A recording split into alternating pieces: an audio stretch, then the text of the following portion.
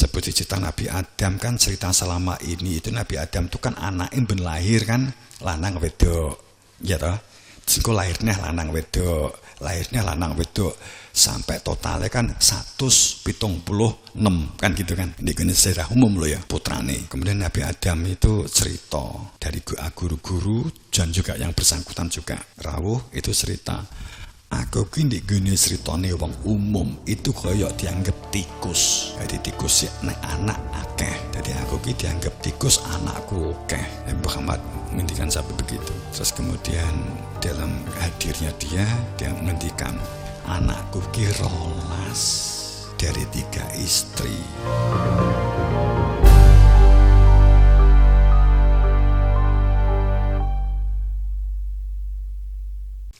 Kembali, makanya syahidul annahu la ilaha illallah. Saya culik-culik aja. Allah itu telah membuat suatu pernyataan, syahidallah, Allah itu benar-benar bersaksi melihat annahu dengan sebenar-benarnya bahwa kebenaran huwa dia itu adalah la ilaha illallah.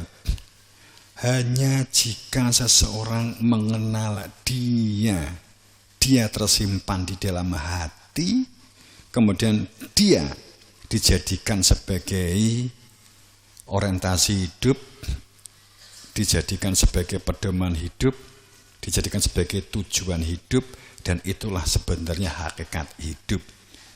Syahidallah annahu la ilaha illallah. Allah menyaksikan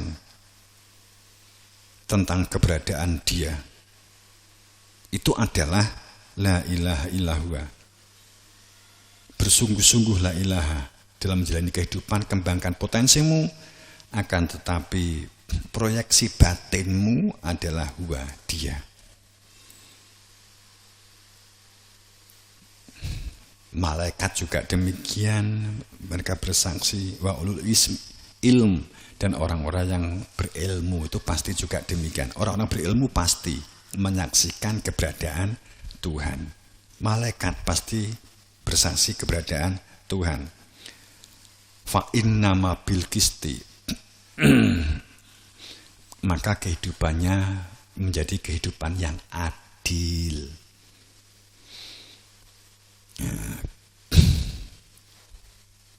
Sampai sini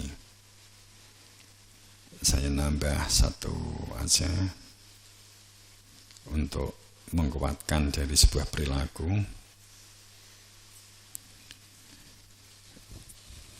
Ayat telah jelas sekali bahwa peringatan orang-orang masa lalu itu bukan kita pandang sebagai sejarah, tapi sebagai fakta pembelajaran bagi kehidupan kita saat ini, yang saat ini bisa jadi juga peristiwa itu sedang berlangsung.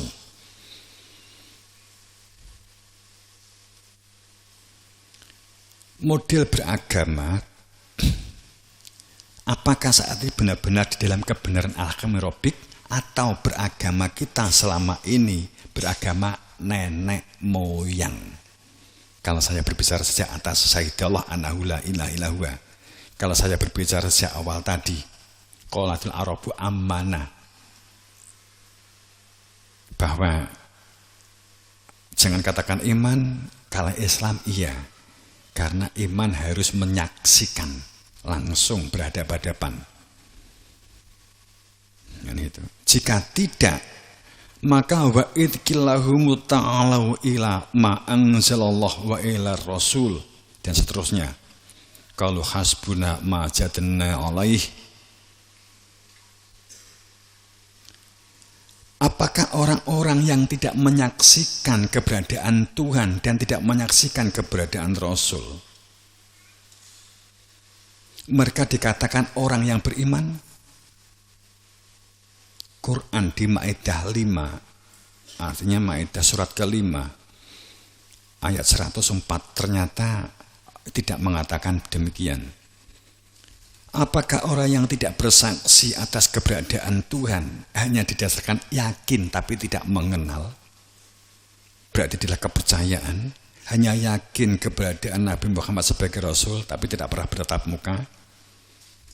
Kemudian ada yang mengajak, marilah mengikuti apa yang diturunkan Allah anzalallah wa ila Rasul, supaya kamu mengikuti Rasul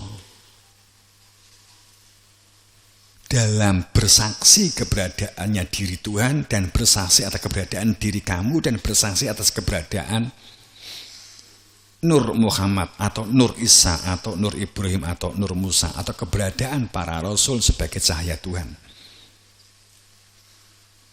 Sayang, sebagian besar manusia ternyata mengatakan qalu hasbuna ma'jadna alaih aba'ana.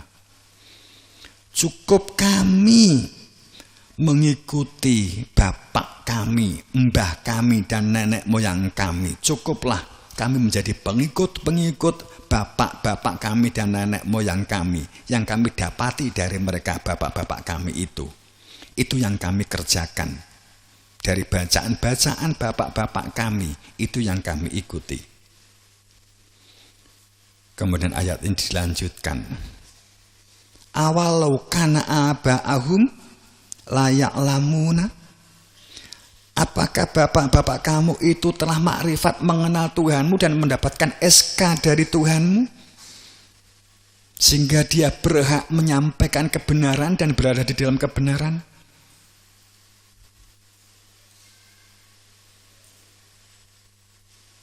Ataukah nenek moyang kamu juga prasangka seperti kamu sekarang? Karena sesungguhnya tidak dalam petunjuk kecuali hanya prasangka, hasil dari bacaan yang ditafsirkan. Pangapunten, ini ayat duduk cangkemku deh, wong ya aku sing muni ya. Tapi kan ku nerone ayat memperjelas. Tapi sekali lagi tidak bermaksud skeptis. Mohon para pendengar, ini tidak bermaksud skeptis, enggak. Hanya data, tidak mengurangi rasa hormat sedikit pun saat menolak atau abai. Mata budak min dunihi il asma. Karena kamu tidak mengenal Tuhanmu kecuali hanya dari bacaan, dari katanya, dari bapak-bapak kamu dan dari nenek moyang kamu yang kamu anggap sebagai kebenaran. Sungguh kamu sebenarnya tidak menyembah apapun kecuali hanya kotak, kecuali hanya sifat, kecuali hanya situs. Ngeri loh ya.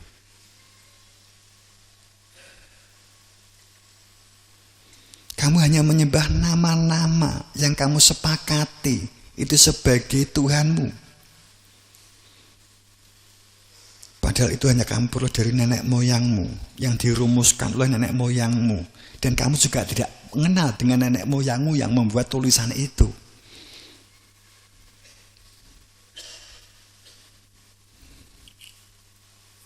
Bagaimana kamu berpikir kejem Quran diwaca? Nek di nganggo basa apa nek eno? Piye lo utakmu yang dibahasane Jawa ini? Gusti Allah ngelokke.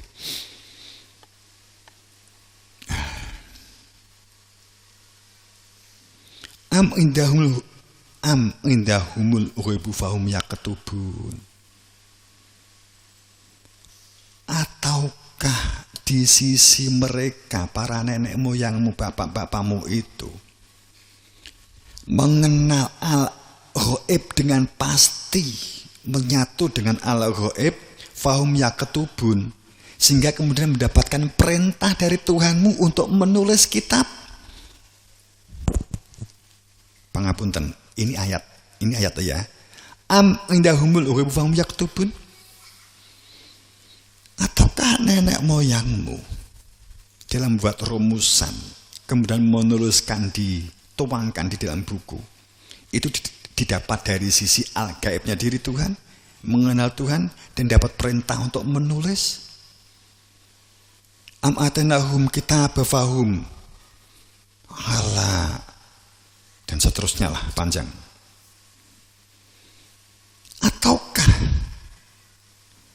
mereka memiliki surat yang datang dari kami untuk memberi kepada mereka sebuah kitab yang jatuh, kitab itu blek bluk langsung fikih, kitab blek langsung cara sholat, kitab blek coro poso,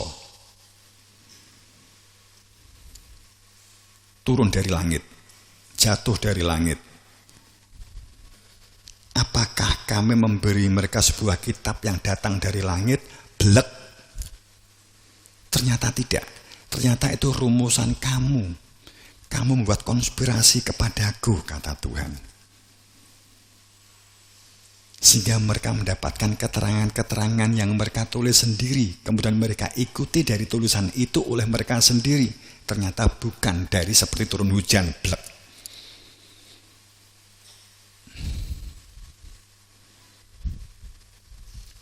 Sesungguhnya mereka tidak membawa janji apapun,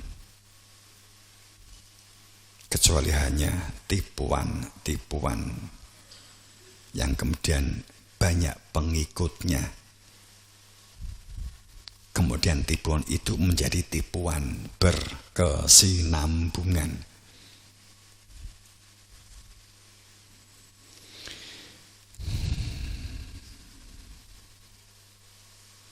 Apa dampaknya? Fataqatta'u amrohum bla bla bla bla bla, begitu. Akhirnya beragama mereka berpecah belah. Di antara mereka saling berpendapat kebenarannya sendiri sesuai dengan pikirannya sendiri. Karena ternyata kitab itu tidak jatuh dari langit, akan tetapi jatuh dari pikiran dan konspirasinya. Tiap-tiap golongan, kulu hizbin bima ladaihim farihun. Dari masing-masing pemilik pendapat dan pemilik nenek moyangnya masing-masing berbangga dengan apa yang ada pada sisi mereka dari hasil tafsir mereka, maka mereka berpecah belah. Itulah menaladhi farroku dinahum. Mereka lah para pelaku pemecah kehidupan, pemecah sistem, pemecah agama. Ciri pemecah adalah selalu bangga pada kualitas fanatik dan kultus. Nah, itu. Jamaah rahimakumullah. Tuh. Semoga dalam ridha Allah maghfirah dan ampunannya, ya. Sebenarnya ini tajam, tapi nek di posting ya diculik wae. Ini tidak dimaksudkan, sungguh ini tidak dimaksudkan apa ya, tidak mengurangi rasa hormat, tidak mengurangi rasa sedikit pun untuk peduli. Tidak. Kita hanya menyampaikan data, hanya menyampaikan informasi. Jika salah, maka adalah nafsu. Semoga saya dihancurkan sehancur-hancurnya. Tapi jika benar, semoga kita semua mendapatkan hidayah.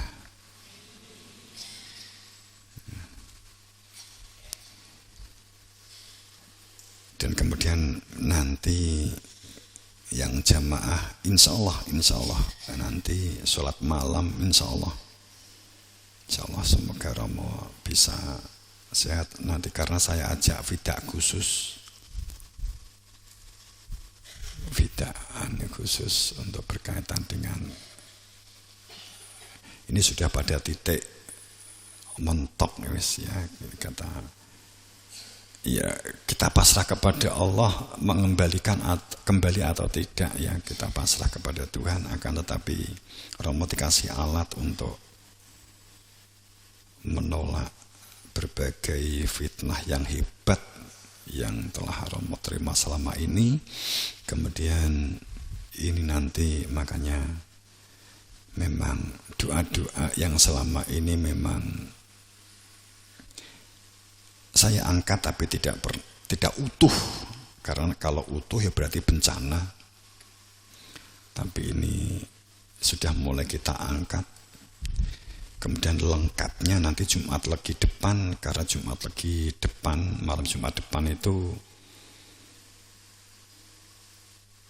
pada kajian, ya mungkin ya waktunya kurang lebih seperti ini aja. Kemudian setelah itu puji wali alam. Kemudian malamnya puji wali kutub. Jadi nanti ada 2 kali puji. Ba'da Isya itu setelah kajian, kemudian puji alam. Kemudian yang malam hari puji wali kutub. Itu hujah puji wali alam itu jarang sekali dilakukan dalam tempo yang sangat panjang. Ya, ini sudah saatnya. Bahkan maaf beribu maaf, maaf beribu maaf, maaf. Karena para nabi sudah memberi sinyal untuk mulai membuka sejarah. Ini kalau saya nggak angkat ini mungkin akan banyak fitnah. Seperti cerita Nabi Adam kan, cerita selama ini itu Nabi Adam itu kan anaknya ben lahir kan lanang wedok, ya toh. Terus lahirnya lanang wedok, sampai totalnya kan 176 kan gitu kan. Ini kan secara umum loh ya, putrane. Ya, kemudian Nabi Adam itu cerita dari guru-guru dan juga yang bersangkutan juga rawuh itu cerita. Aku ki ndek gene critane wong umum itu koyok dianggap tikus. Jadi tikus nek anak akeh. Jadi aku ki dianggap tikus, anakku akeh. Nabi Muhammad menghentikan sampai begitu.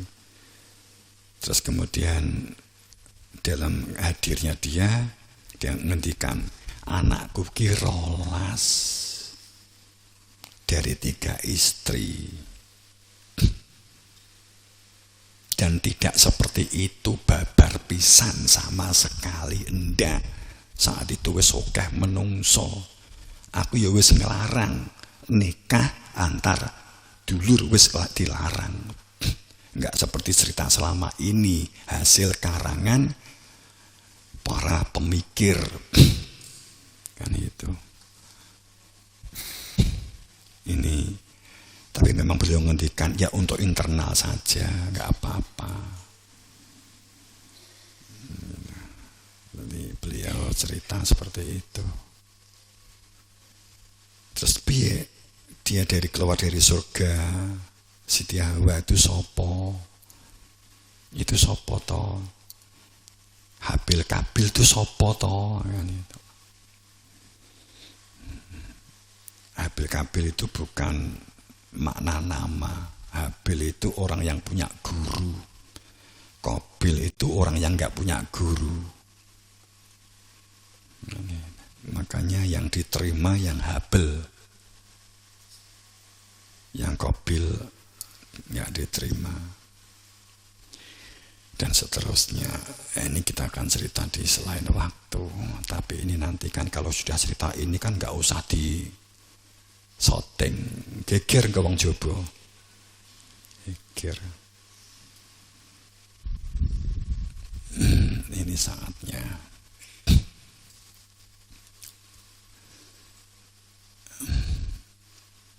Tapi sebenarnya juga yang agak ekstrim memang cerita Nabi Adam. Kalau cerita Nabi Musa, saking ini loh, apa iya sih kelasnya Nabi Adam zino.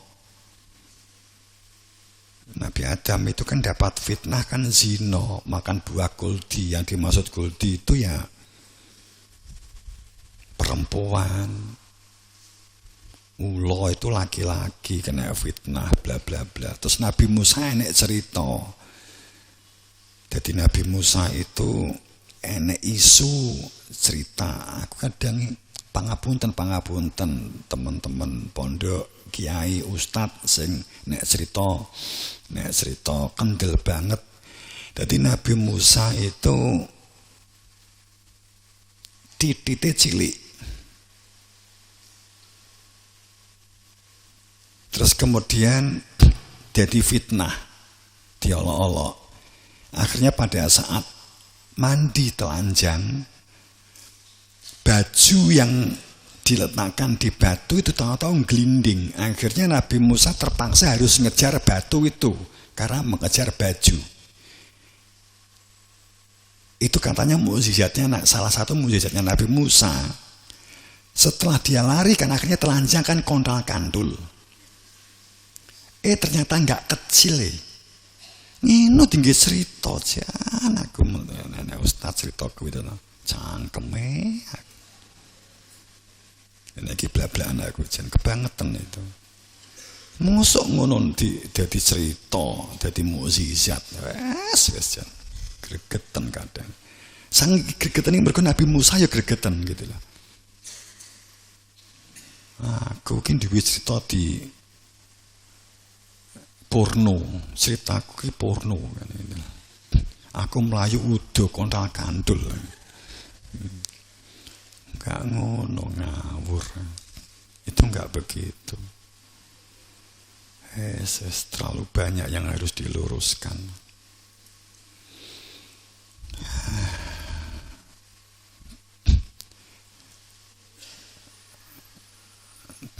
Nek Nabi tak tutup ngene tok. Nek Nabi Ibrahim ngene. Saat cerita jam-jam, cerita penyembelihan, cerita itu. Ini saat kemarin mau cerita tentang Isra Mi'raj, kemudian cerita itu judul beliau hadir itu antara mimpi dan tidak, itu cerita begini.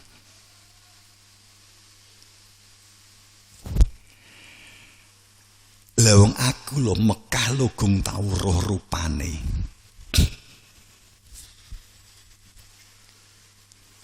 Karena saat itu ngapain di Mekah? Wong padang pasir gak ada kehidupan. Yang dimaksud saya mengambil air. Itu saya ngajak anak saya Ismail dan Ishak duduk sumur. Berserta dengan 700 jamaah saya duduk sumur.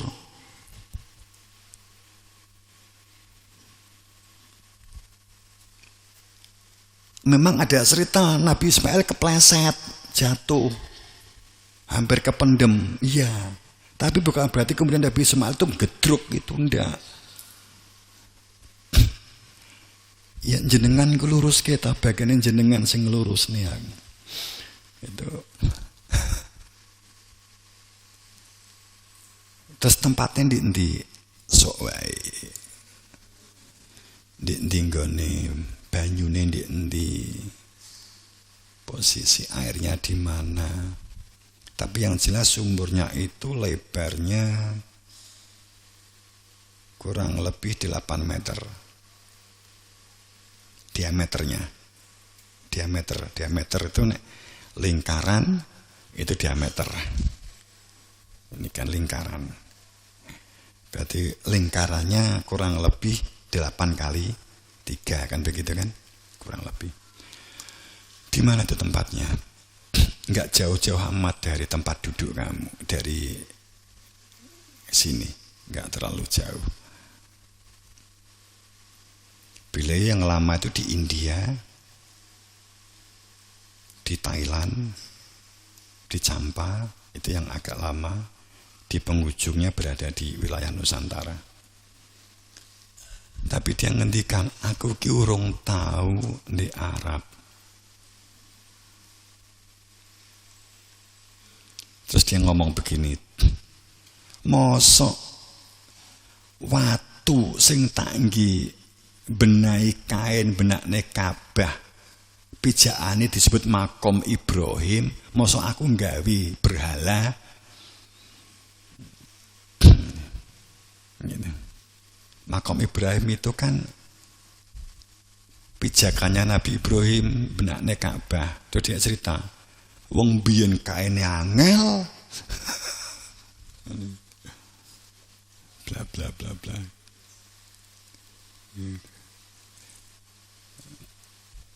Itu cerita asik jan ini disane tapi teko esuk. Itu seperti apa cerita itu. Tapi ini nek golek bukune gak enek kecuali ya beberapa detail. Tapi beberapa ada dokumennya dalam posisi masih disembunyikan. Ini cerita banyak. Tapi kok ini mulai sama jedul untuk meminta meluruskan sejarah itu. Enek rasionalnya semua. Ada rasionalnya semua. Nek ngene nyulek gak apa-apa. Iki kan dikene kan singgung warga kan melu krungu sithik-sithik gak apa-apa. Logis kok. Apa iya sih para nabi, para rasul itu kemudian ninggalne watu supaya disembah? Logis kan? Nggak mungkin lah. Terus kok ngomongnya tangki contoh siji wae lah Masjidil Aqsa. Kemudian ngomong, "Ki kok openono ya nganti berdarah-darah kowe kudu mbok pertahanke." Apa ya mungkin toh? Gak mungkin lah. Itu yang lain-lain sama. Gak mungkin. Gak mungkin lah Allah nggawe utusan terus utusane wong turun aja Nabi Muhammad, Nabi Ibrahim itu lo gempur berhala. Masa meninggal kok ninggal ke berhala. Itu masuk akal enggak toh? Mbok mikir toh? Nggih? Masuk akal toh? Itu unsur politiknya kuat banget. Zaman Nabi Muhammad urung enek sing dimaksud Masjidil Aqsa, Masjidil Haram, Bakah itu apa? Bla bla bla bla bla bla gitu. Wis bla bla bla bla bla bla bla bla kuwi jawabane. Semoga dalam ridha Allah, dalam maghfirah, dalam ampunannya mendapatkan ber dan kapangestegir wasitah. Assalamualaikum warahmatullahi wabarakatuh.